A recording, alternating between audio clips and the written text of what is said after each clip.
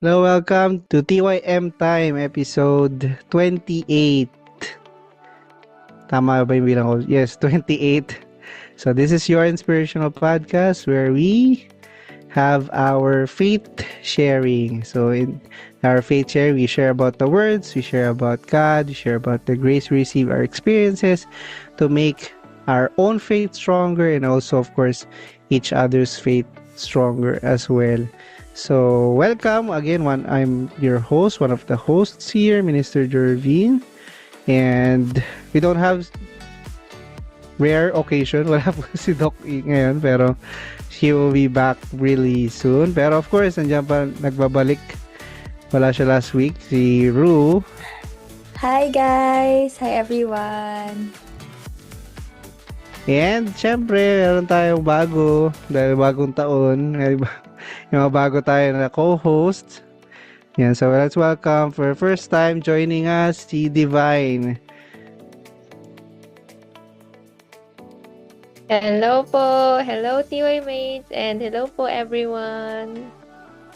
Yeah, si Divine ay originally from Batangas. Hindi ko alam kung nasan siya ngayon. Pero yun, konting short introduction about yourself, Divine. Okay po, let me introduce myself first. I am Divine. I'm from Batangas but now working po here in Makati and just graduated last year and fresh career woman po. Very bago sa career in accounting field. Thank you po! Ayun, congratulations. Ayun, at least meron tayong makakuha tayo ng mas younger pa na perspective. Of course, yung si friend Shaha naman ay also nasa younger, of course, definitely younger than us. Pero mas much younger pa. So, ano ba? Di ko kasi alam yung bilang. So, Gen Z ka pa ba? Gen Z ka ba, Divine? Or di ko actually tinatrack yung mga ganun. Pero some people do. So, for the sake of it. Hindi ko po natingnan kung saan akong level. Pero ako po parang Ay, hindi mo rin Gen pala tinitingnan, no? Oo. Parang pasok ka pa ata, no? Or kahit hindi, pwede mo pa ipilit. Anyway. So, Yeah, ayan. Gen So, Z baka... sila! Sila ni Shaha, Gen Z pa siya. 1997. Yes. Yun. Oh, di ba na, kasi meron tayong mga konting feedback, they want to hear from makarelate. Gusto na mga Gen Z daw makarelate din. So, pinaka best way is to have co-host na nasa Gen Z. Yan. So, yan. So, we'll try to have more guests para syempre from all walks of life marinig natin yung ma-experience natin faith. God works through all people. So, it's good to hear from different kinds of perspective. So, alright, we'll go on. Start natin ang ating episode 28. Title is Break Free, Be Born Again. So, break free, be born again. And as always, ang ating simula, be-break free na natin ang ating episode with the question for all. Question is, have you experienced a situation that made your life feel like hell? What did you do to break free, and how has that experience helped you realize more about God? Yeah, have you experienced a situation that made your life feel like hell? What did you do to break free? How has that experience helped you realize more about God? Very, tough question. Pero meron ba? May volunteers? Mag-roleta tayo. Si Divine, nakapag-prepare ka ng answer mo? Sige po, I can go first po. Ay, meron na agad. Sige, sige. For me po, the suffering that I experience is the suffering of not knowing or yung suffering of hell na yung being in that state of ignorance po. Na katulad sa school, when we will take an exam, it's that we will describe that exam as exam like hell because we do not know the answers, we do not review, we we just take it not knowing. So for me, in times na yon nasa college ako, that's the suffering that I would describe as hell. But in my faith life, siguro yung suffering of not truly knowing the Bible, na I'm just reading it but not truly understanding it and interpreting it correctly. So for me, yung suffering of not knowing is really different. It's a different level po, knowing and not knowing.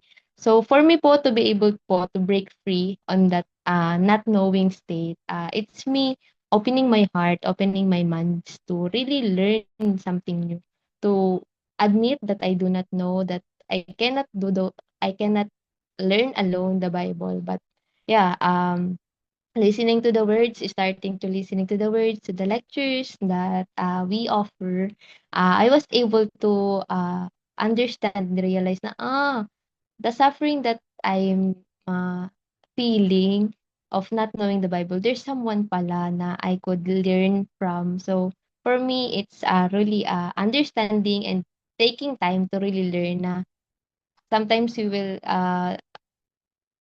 sasabihin natin na we do not have time just in learning. Pero yun nga, yung sa process of really knowing, it's like heaven and hell talaga. Na after knowing what is true, what is the correct interpretation of those parables in the Bible that we do not understand, it's like heaven. So for me, that's the suffering that I've experienced before, that now I'm thankful that I'm continuously learning from God. Yan po for me. Thank you. Yes, thank you for sharing. So, sa experience ni Divine, no, yung hell of not knowing, like not knowing God or not knowing about the Bible before, like most hells na ganong experience, I think most na experience natin na we can have experiences like those na malalaman mo na hell lang siya pag nakalabas ka na, di ba? While you're in there, hindi mo naman siya actually, uy, ala, hindi ko alam, hindi ko alam yung Bible, hindi ko alam si God, di ba? Hindi mo naman na-experience. Wow. Although you feel, of course, certain, based sa experience ko din, you feel a certain emptiness. Most people do feel that when they're seeking God or parang may hinahanap sila sa buhay nila, ganun. So, na-feel mo siya subtle but you can't really feel, oh, it's hell. Pagka nakalabas ka na, doon mo lang, wow, or palabas ka na, wow, I got out of hell. Parang doon mo lang siya na-feel in reality, no? Sige, si Ru, mayroon kang similar experience kay Divine? Yeah, when I read the question, it's kind of strong, no? Parang your life feel like hell. 'Di ba parang, ha? Parang kahit naman nahirapan ako, hindi ko naman sasabihin it's hell. Parang mahirap. Pero it's really strong to say that it's hell. But when I think even deeper about it, like the divine, parang na-realize mo din after it that yeah, it is like hell. It is the that extreme kind of pain. So I'm thinking even more yung the time that I was not doing well. I had sa isip ko lang I had a break, parang ganun. I'm just gonna take a break, parang pagod na ako. Um, and then ano, sabi ko, I'm just gonna go church nearby, ganyan. It's easier for me, for my schedule, for my work, ganyan. And then later on, I'm realizing the difference of being in NTGM and then not being in NTGM. Especially the words of God, like what Divine was saying, knowing clearly about your path and about God's will and the purpose, and also having a community for of people you know are raising their level continuously, and people who are there for you, who will pray for you. Like we are here, TY mates, diba? We are helping each other out in our life of faith and also in various aspects of our lives. And it really made me open my eyes even more how lucky we are, how blessed we are to be in God's history, knowing clearly and to be able to break free and be at that level na, okay, suddenly you see everything with brand new eyes, and you or I especially realize more about how God really loves us and reaches out to us despite our shortcomings, despite the things that, you know, we settle for. But God doesn't let that happen. And God really wants us to do our best together with Him. Yeah. Yan, amen. Yan, ako rin, I had breaks din, mga plural na madami pala. Pero, yung answer ko din sa question, I also had a time. I don't really usually share it, so secret lang natin, no? No, I don't usually share it because it's not one of my proud moments. But I've realized also over the years, pagka sinishare ko yung mga naging struggle ko sa faith, um, when it makes other people feel empowered that they can also break free, or they can also they're if they're in the similar situation, they feel like they can also come out of it. And I feel a little bit na thankful na I went through it, over na nakalabas ako dun sa ganong hell. And even though I'm not, I would say, like, proud uh na I went through it, or I took a break, or parang nag-give, kasi I went through a time wherein hindi lang ako nag-break from church, nag-break talaga from faith, at as in lahat talaga. I didn't pray, I didn't. And then, pero ano yun, gradual yun. Hindi naman yun nag-decide, okay, mag-stop na ako mag-pray, mag-stop na ako makinig ng words, or mag-stop na ako and hindi rin naman ako nag-decide mag-stop mag-believe kay God. Pero yun, gradually, I went to that point na parang I couldn't call on God kasi I felt distant. Hindi naman yun, later on, of course, I realized ko, it's not that God was distant, pero I made myself distant. So it was so difficult that I couldn't even utter God's name. That's how much that's how much parang I couldn't um make a connection, no? And it went over for like a year or so, and that's what I usually tell when I usually tell my story. I tell people na, yeah, don't go through that. Ano? Kasi it's not, you don't have to. You don't have to. And it's a hell that you don't want to experience. So na feel ko talaga, even in the moment, even in that present time na nag-struggle ako, I really felt like it was hell ng heart. Um of of course also nararamdaman din ng body, pero very bahagya. Pero sa heart talaga, you can feel yung torment ng emptiness, ng um it's hard to describe, no? Masasabi ko lang, malalaman mo pag na-experience, pero ang sinasabi ko rin, wag nyo experience yun, no? Pero we all go through mga mini episodes, I think, of those kind of cases na we feel distant from God, or we feel like we don't want to pray, or we feel like we don't want to listen to the words. May mga mini episodes. So, even then, nararamdaman mo kahit pa paano yun. So,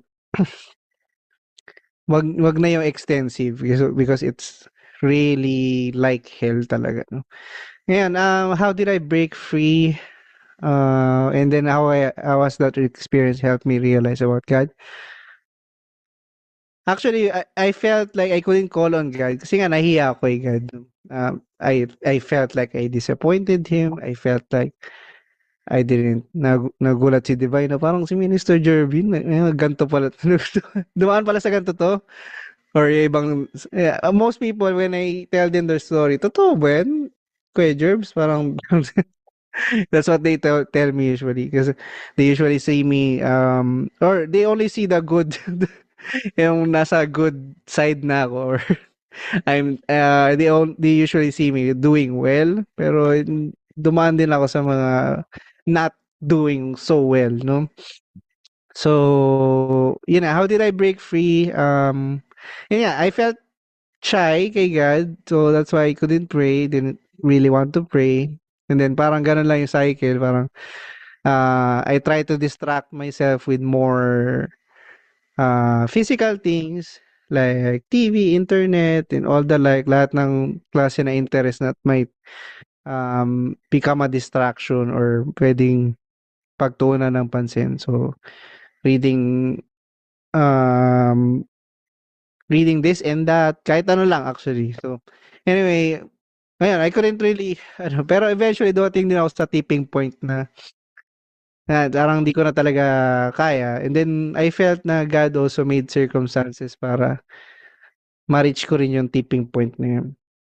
So, when I finally reached yung tipping point, all I did was I looked up to the heavens. Literally, I looked up to the heavens habang naglalakad sa labas. And then I told God, God, I'm sorry. Tas, God, I'm sorry. Gusto ko nang bumalik. Pero di ko alam paano. Ayan lang. Yun lang sinabi ko. And then 3 days later, somebody went to my house. Somebody visited me. All of a sudden, walang pasabi rin, no? And I didn't want to actually, I didn't want to have visitors back then. Pero through that visitor, I received strength. No, parang tinulungan ako to get back to church, I get back to praying, get back to the words. So God used someone to get back, no? After, ngayon lang, I just said sorry.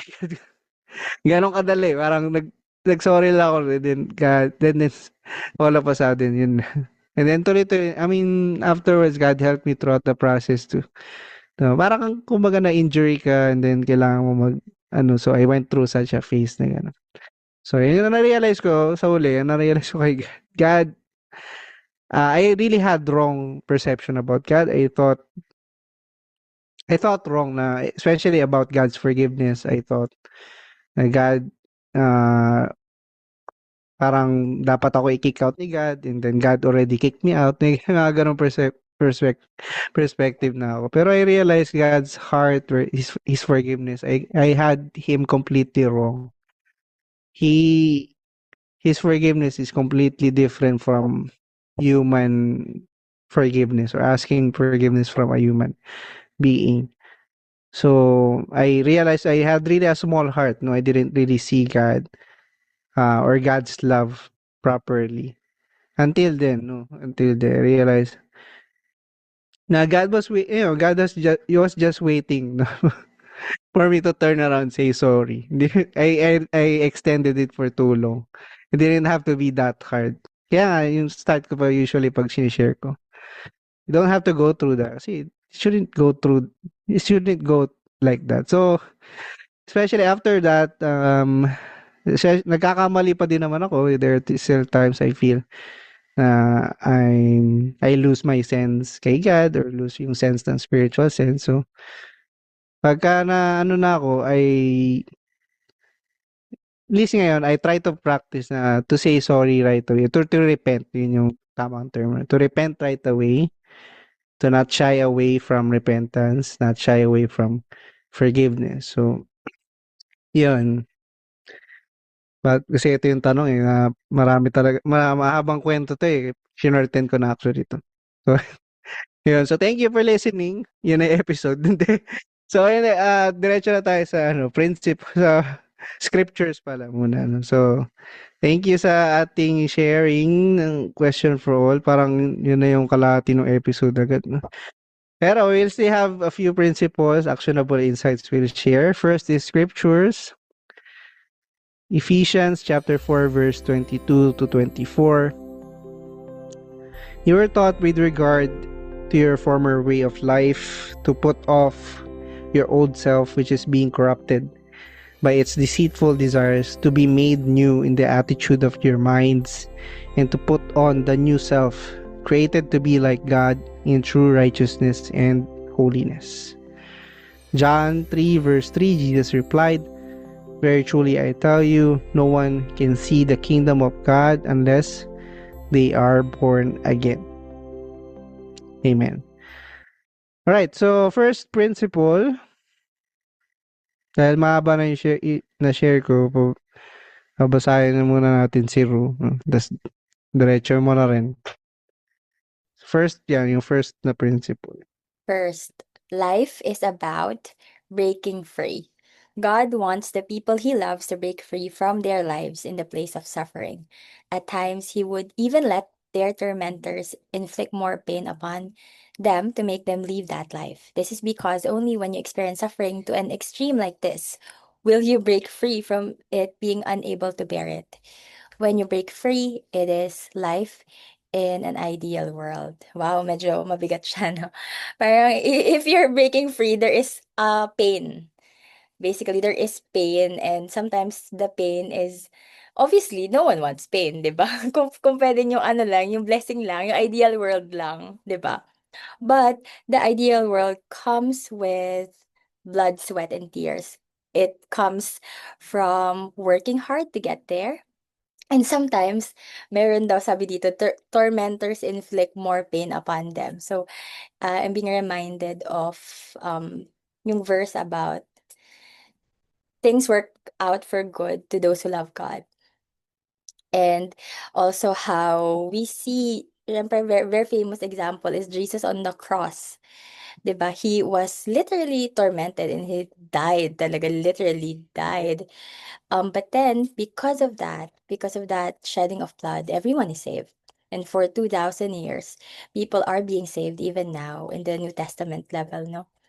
And yun, I hope na even if there is pain that all of us or any of us is going through, I hope it can be like your starting point to raise your level, your starting point to break free, and your starting point to achieve what God wants for you even more. It's like when you have to graduate, you have to take an exam. You cannot just graduate, 'di ba?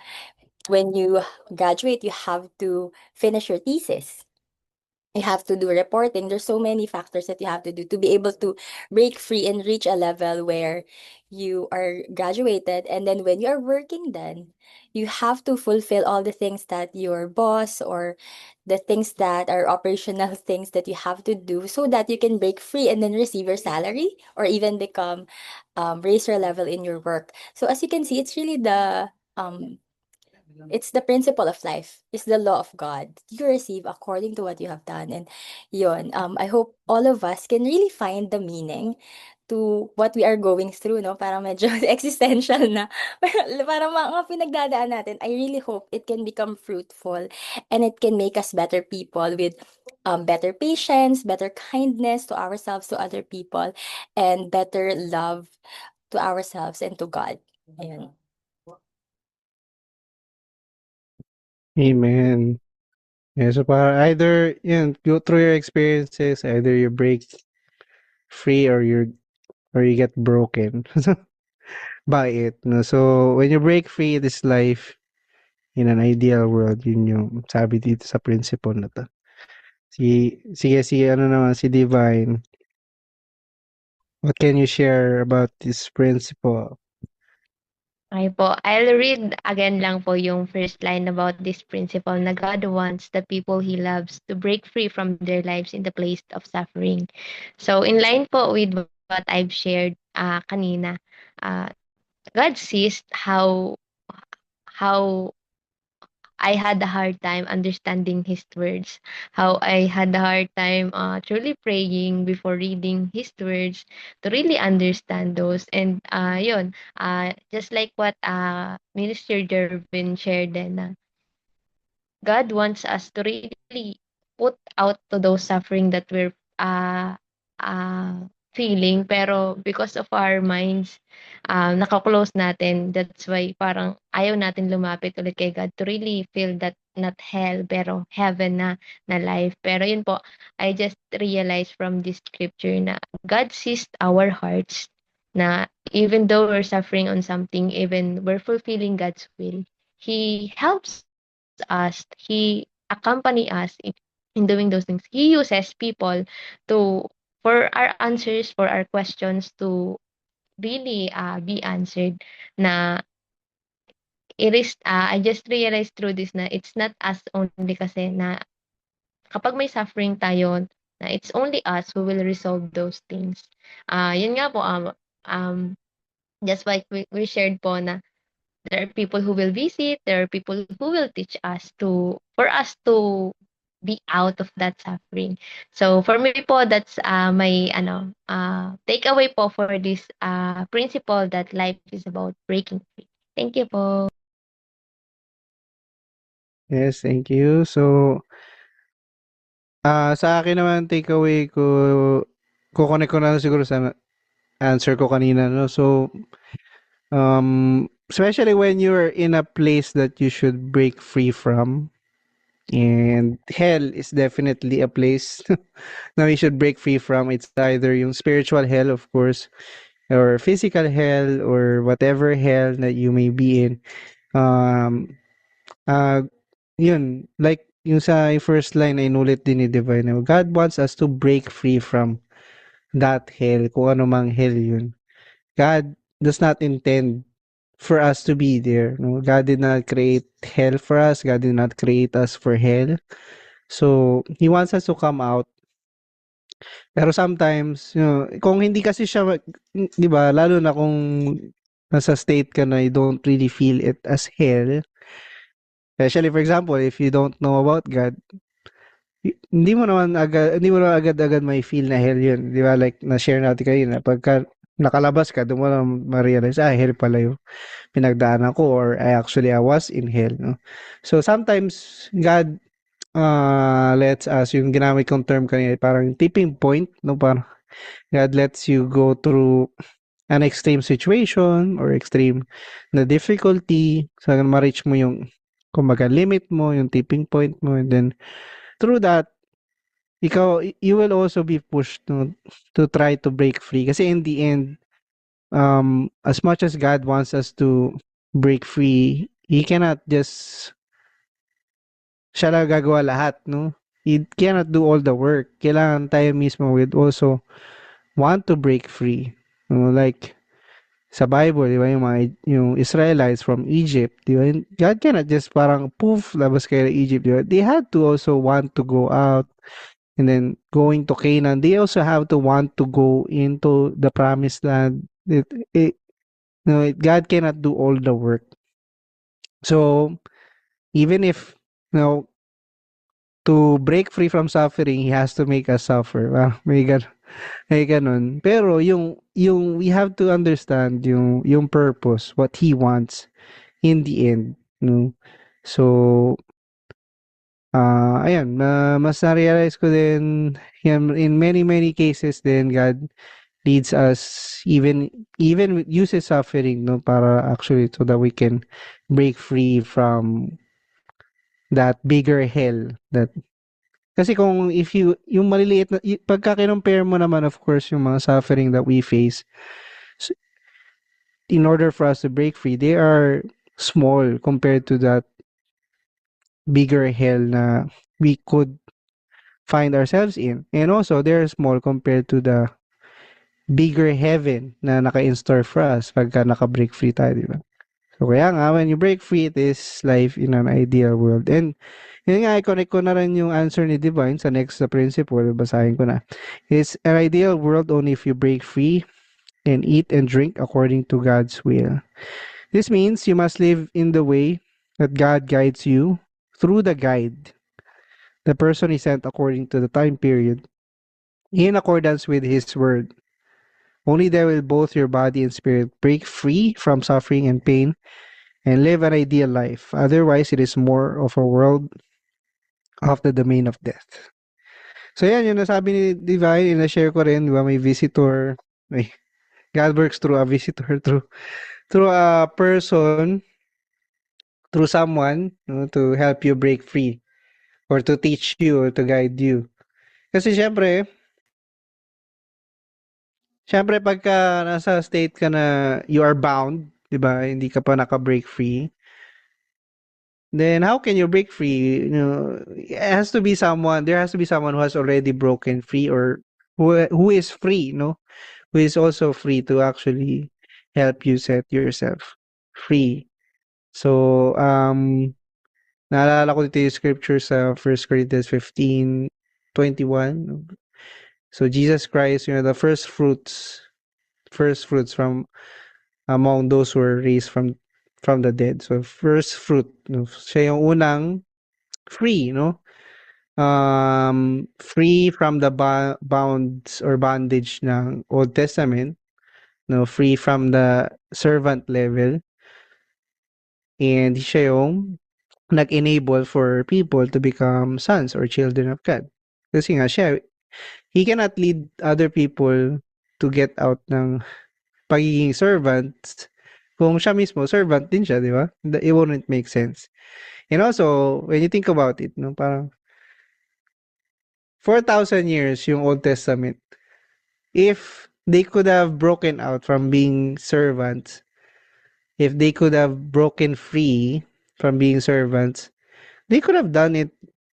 Somebody, baka may paisa-isa dito nag-break free na before Jesus, di ba? Pero wala. There's not even a single person na nag-break free from sa Old Testament before Jesus. Only after Jesus, tsaka lang nagkaroon ng people who broke free into children. Kasi there has to be the first one. The first one to open the gate or open the door. So, yun yung principle. Yun yung naalala ko from this principle. Sige, si Divine naman uli. Okay po, I'll go po. For me po in this principle, nag-strike po sa akin talaga yung God guides you through the guide. And naalala ko po yung sharing din po namin nung nag-hiking po kami this tayo nung January na nga no, there's someone na guiding us our path na it's not hard for us na to climb that mountain because the path it's paved na. It's okay na naset na nila as them having that as tourist spot also. They made that path na for the tourists to really climb easily, more easily, though it's really hard for them to climb. It's more easy na to climb. Na there we realize na, oo nga, no, as Jesus being our guide, na it's easy na for us because we saw how Jesus lived, we saw how Jesus loved and served God. And it's us followers, it's us who will only follow. And though yun nga, we will only follow, it's really hard. It's really hard also na yun nga, kahit tayo yun yung nag-ayos ng akyatan ng bundok na yun, it's really hard also to really climb. But it's, yun nga, climbing, it's really going to the end, really reaching that summit. So, yun po for me in this principle. Yes, thank you for sharing. So, magandang reference nyo ngayon, no? Yung pag nag-mountain climbing or hiking, usually meron ng trail yun, may gumawa ng trail. Kasi may nauna ng mga umakyat. So, same way for our path towards God, di ba? It's much easier kasi somebody, put in the sacrifice and effort. So, yan yung ginawa ni Jesus Christ for us. And even though mahirap pa rin umakyat, no? Hindi naman ibig sabihin pagka may mountain trail na or may nag-pave na ng path. Mahirap pa rin umakyat kasi may gravity pa din. Diba? Kasi kailangan mo pa rin mag-effort, mag-step and all that, no? So, even though it's difficult, yun na yung path, no? Straying from the path will just make you fall off the mountain. And so, thank you, Divine, for sharing. Alright, so next to share naman, si Ru. Okay, yun. For me, since ang dami na din natin na napag-usapan about breaking free, I think it's hopeful na God tells us to go through that tribulation or go through that thing that you have to overcome and not stay there. Paano kung sinabi niya, just stay there, yeah, that's gonna be your life na. Diba? But God really loves us and God has us go through the suffering and pain because there is a purpose, and that purpose is to live an ideal life. Like Divine was saying earlier, you have to go through the end to see the view and the overlooking and the fresh air atop the mountain. And also in in light of that, after going through the things that we have to go through, yeah, pertinent to that level, we see the light at the end of the tunnel. So, meron siyang end. Yun naman yung good news, di ba? Kahit na we are going through this and that every day, there are a lot of things that are good, and there are a lot of things to be grateful for, starting with our lives, right? Our physical, our spiritual lives, and the opportunities that God gives us continuously. It's so parang empowering to see other people especially in the Bible or Jesus Christ, all the things that he has went through um in that relatively short life that he had here on the earth, but he was able to really go through so much and achieve so much, and become this person who everyone can really look up to. Ayun, for me. Amen. Thank you. So, yan, we'll proceed na actually dapat sa actionable insight. Pero what we've shared so far,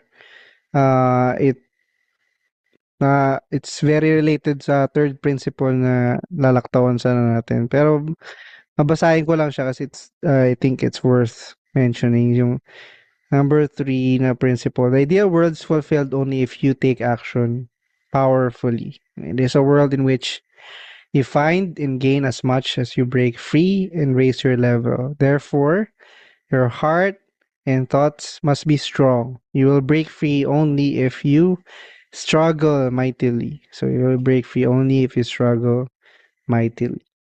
Alright, so proceed tayo sa actionable insights na babasa natin kay Divine yung una. So yung first one, actionable insight. And then sa sharing, how will you apply that in your life, or how will you try to apply it in your life? Sige, pabasa muna. Okay. First, actionable insights: break free by making and transforming all of your life. When you make yourself to the point God wants and live at a higher level, then you have broken free and have been separated from Satan, evil, and suffering. From this po, I just thought about those developments that we have. Na it's different when we take action and we do not take action. Just like before, there are no vehicles, but now there are vehicles that made our lives comfortable because we broke free from that old life. And here from our sharing, it's transforming also in our life of faith and in our life also personally, na transforming or learning something is different. It makes our life different from the past self that we have. Yun nga po, yung suffering before, yung anything na hardships before, it's nawawala siya kapag we transform. Yun nga sa mga technologies before, technologies ngayon that are being developed. It's a different level because we raised our level. We developed something. So for me po, in myself also, transforming myself in faith and in life personally, it's me continuously learning, continuously learning the words and learning so syempre in balancing faith, career, and family life, it's learning continuously also sa field na nasaan ako to really raise my level because yun nga, it's different when you raise our level, when we continuously, yun nga po, learning since I got out of hell or suffering because I learned, because natuto ako ng mga bagay na hindi ko alam before. So for me also, at this time, it's to continuously learn na it doesn't mean that my questions before were answered, I will stop. But it's to continuously learn and to really take action, na i-take action yung mga natutunan ko. So that's how po I will take action po. Thank you. Yes, thank you. So, hindi lang breaking free from hell, pero yung continuously breaking free from um sa old level mo, sa present level, yun, raising the level, which is, yun, actually, yun yung message this week na na-share last Sunday sa akin. So, medyo connected to actually message, yung insight na to, no, with this week's message. Now, eventually, we'll have an episode with that later on, pero, yun, for me naman, sa akin, nag-stick sa akin yung all of your life. Yan, break free by making and transforming all of your life. So, yung mga sufferings or difficulties usually it's because of the things na hindi ka pa nag-break free or hindi mo pa na-transform, kumbaga, or hindi mo pa nagawa. Another word for it is hindi mo pa na-develop. So, um, for example, meron kang certain work, yung tasks na hindi mo pa natututunan, it continues to give you a hard time kasi hindi mo pa rin siya natututunan, di ba? As much as hindi mo pa siya natutunan, yun nga, mahirapan ka. So, the only way to reduce the suffering or actually resolve the suffering, you have to actually learn it, no? You have to make it or you have to develop yourself in such a way. Ganun din sa sports, sa mga athletes, kung ano man yung part na hindi mo na-develop, you'll continuously have difficulty kung ano man yun. So, either may kulang ka sa ganitong skill or ganitong um, part ng ano, for example, kulang sa leg strength or arm strength or strength sa core or sa back.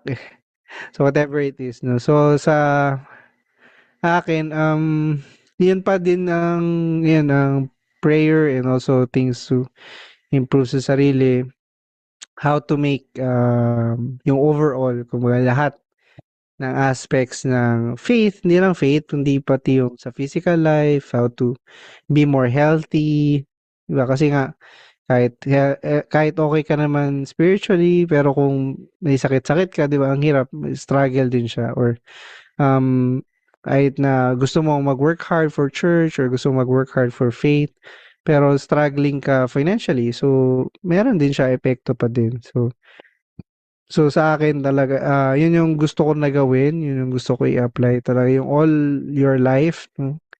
So to identify yung mga parts ng life ko na kailangan ko i-develop, and yung mga na-develop naman, of course, to use it for God's will, no? To also help others naman. So yun lang for me.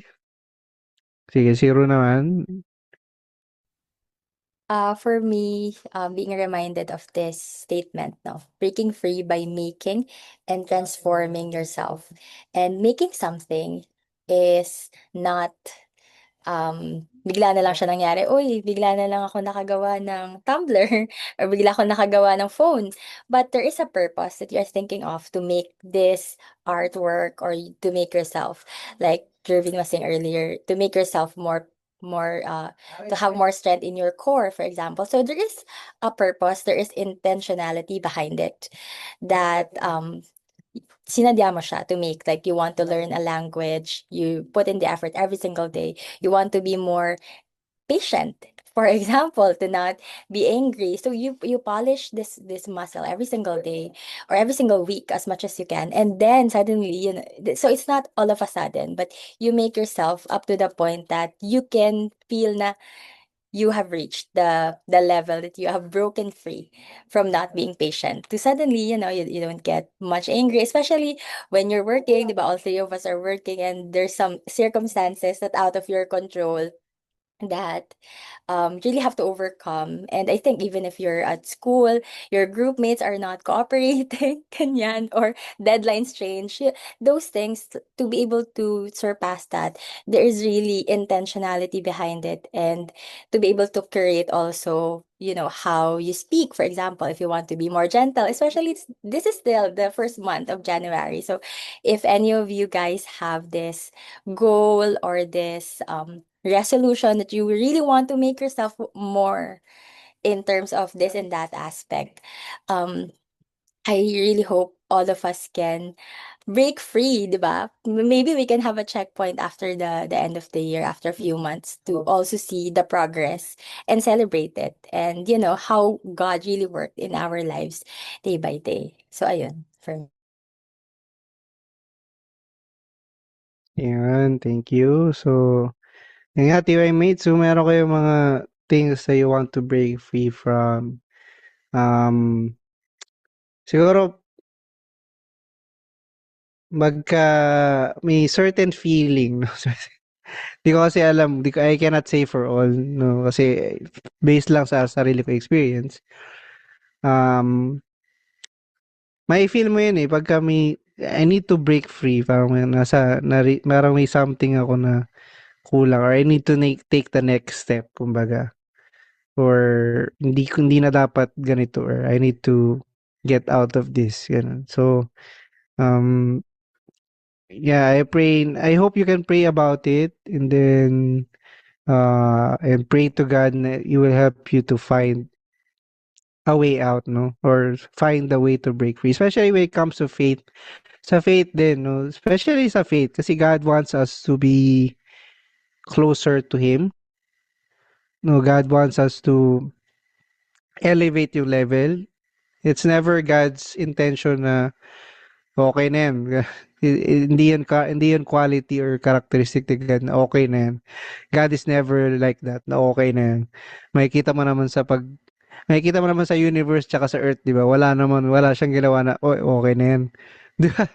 It's all made to the utmost, no, to the very best. So when it comes to faith, God really challenges us and He will make you feel na parang, I think I need to take that next step in terms of faith. So when that happens, so you have to find the right people, no, the word that would help you to go up to that next level. So for us na naka-experience na of breaking free, if you feel like you want to take that next step, then yeah, you can feel free to reach out to us. And then kung hindi kami yung hinanap nyo, then it's worth the try, right? It's worth the try. So we just want to help also those who is feeling the same way that we felt before, no? So if you want to reach out to us or gusto niyo na mag-share ng testimony or grace, you can send us an email. Pa-plug ko ulit later. So, pero ayan, so yun lang ang maging yung challenge namin sa inyo. Let's continue to break free. And especially going to God, dapat di tayo magstay lang kung nasaan tayo. At God wants us to go up higher, so let's take the challenge, no? Okay, so I think that's it for our principles and insights. Now let's close or wrap up. Siyempre ang question natin, huling question, how can your TY mates help you this week? Sa akin, again, praying for health. I think every week, that's what we pray for. But I think we need to break free, parang taasan pa ng konti. Of course, not just prayer, pero yung actions din. As you've observed, maraming mga kalat na sakit, may mga bago pa na lumalabas. So, not just for myself, but for everyone, for our families, so praying na we can be healthy. Medyo, although, may tinamaan ako konti ng konti ubo. So, pero kaya naman. Pero it's a reminder na to be careful. It's a reminder for myself na mas wala pa ako sa optimal na state of health, kumbaga. Kasi dapat dapat di ako madaling magkasakit. Yun ang goal. Dapat yun ang goal. Yun ang goal ay magkasakit na lahat, parang gano'n. Hindi, wag naman magkasakit yung ibang tao. Pero, I mean, dapat di ako madaling tamaan. Kumbaga, yun yung goal. So, hindi siguro, yun yung prayer ko for myself. Okay, sino mauna na kailangan ng tulong? Si Divine.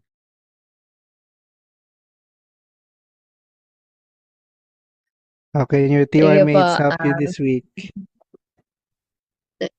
For me also, prayers din po, especially for this write-up that we have to really know po din sa aking sarili. What is that something that I should break free na I should take action more of, lalo na sa life and faith, and also to really take action and plan according to God's will na in everything that I will do, it will only be God's will. So, yun po.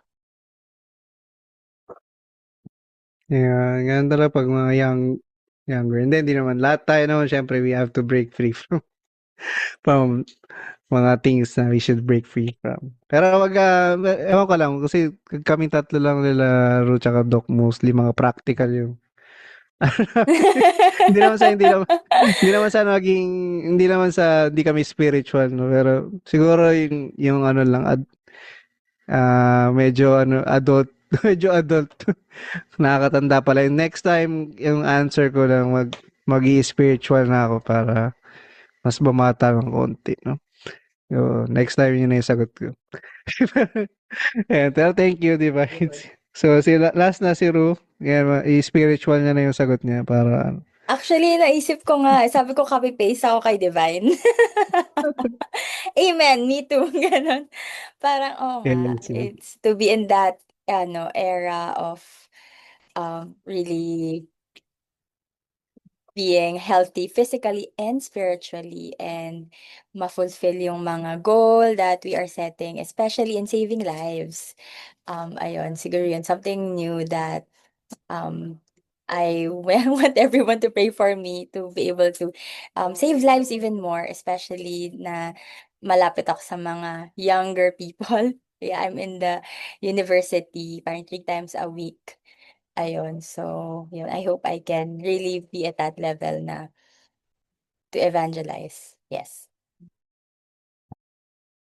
Yes, and siyempre yan, we want to reach out to more, whether younger or older people, we want to reach out to more people, and you can also reach out to us. So again, our email is tympod.ntgm@gmail.com. So tympod.ntgm@gmail.com, or you can text us 0921-456-5661. Yan. It will also be in the description. Yan, kung hindi nyo na, if you aren't able to catch that. All right, so that's it for episode 28. So break free and be born again. Thank you again, TY Mates, for joining in. Thank Thank you, you, TY Ru and mates. Divine. Thank you, See you again guys. Thank next you po. week. See you again next week. Bye-bye.